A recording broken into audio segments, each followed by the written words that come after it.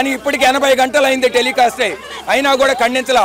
దానికి అగ్నికి ఆజ్యం పోసి వీళ్ళు ఈ రాష్ట్రాన్ని ఇట్లా ఆందోళనమయంగా చేయాలనేటువంటి ఒక సంకల్పంతో వైసీపీ పార్టీ వాళ్ళు సజ్జల రామకృష్ణారెడ్డి గారు ప్రత్యేకంగా ఈ రోజు ప్రెస్ మీట్కి వచ్చి ఆయన ప్రెస్ మీట్కి వస్తున్నాడంటే అనుకున్నాం ఒక ఎడిటర్ కదా ఇటువంటి సాక్షి మీడియాలో రావడం దురదృష్టకరం, ఎప్పుడు ఖండించుదామని చెబుతారనుకున్నాం.